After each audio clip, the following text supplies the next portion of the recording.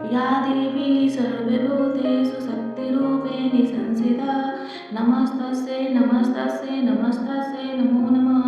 9 दिन 9 शक्तियाँ। माँ दुर्गा के 9 रूप जो बदल सकते हैं आपकी किस्मत। क्या आप तैयार हैं माँ की कृपा पाने के लिए? नवरात्रि का पावन समय जब आता है तो हर घर में एक अलग ही ऊर्जा महसूस होती है। माँ दुर्गा की शक्ति से वातावरण शुद्ध हो जाता है। लेकिन क्या आपने कभी सोचा है कि नवरात्रि व्रत की कथा क्या है? क्यों इस व्रत को करने से जीवन बदल जाता है? आज हम आपको पूरी नवरात्रि व्रत कथा और 9 देवियों की महिमा सुनाने जा रहे हैं।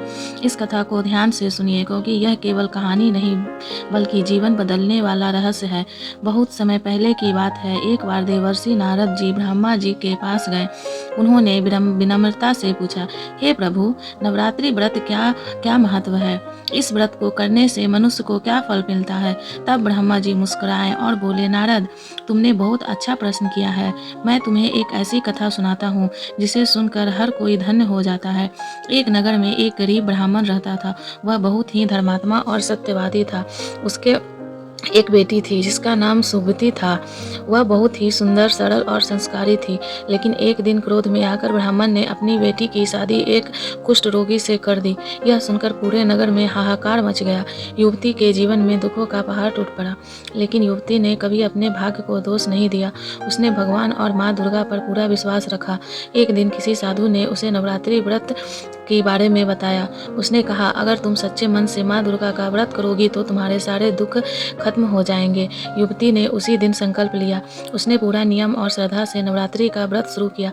वह रोज सुबह स्नान करके माँ दुर्गा की पूजा करती, दीप जलाती, फूल चढ़ाती और पूरे मन से प्रार्थना करती। 9 दिनों तक उसने बिना किसी शिकायत के व्रत रखा। उसकी भक्ति इतनी सच्ची थी कि स्वयं माँ दुर्गा प्रसन्न हो गई।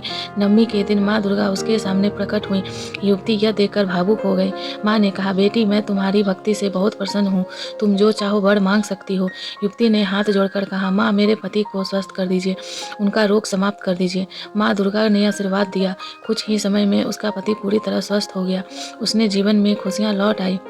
गरीबी भी धीरे धीरे दूर हो गई। तब से यह माना जाता है कि जो भी सच्चे मन से नवरात्रि व्रत करता है उसकी हर मनोकामना पूरी होती है। नवरात्रि में कलश स्थापना का विशेष महत्व होता है। घर में एक साफ जगह पर मिट्टी रखकर उसमें जौ बोए जाते हैं। उसके ऊपर कलश स्थापित किया जाता है। कलश में जल, सुपारी, सिक्का और आम के पत्ते रखे जाते हैं। उसके ऊपर नारियल रखा जाता है। इसके बाद माँ दुर्गा का आवाहन किया जाता है। रोज पूजा, आरती और भोग लगाया जाता है। अब बात करते हैं माँ दुर्गा के 9 स्वरूपों की। पहले दिन माँ शैलपुत्री की पूजा होती है। वह हिमालय की पुत्री हैं। उनकी सवारी बैल है। वह जीवन में स्थिरता और शक्ति देती हैं। दूसरे दिन माँ ब्रह्मचारिणी की पूजा होती है। वह तप और भक्ति की प्रतीक है। उन्होंने भगवान शिव को पाने के लिए कठोर तप किया था। तीसरे दिन माँ चंद्रघंटा की पूजा होती है। उनके माथे पर अर्धचंद्र है। वह साहस और शांति प्रदान करती हैं। चौथे दिन माँ कुष्मांडा की पूजा होती है। उन्होंने अपनी मुस्कान से पूरे ब्रह्मांड की रचना की थी। वह ऊर्जा और प्रकाश की देवी हैं।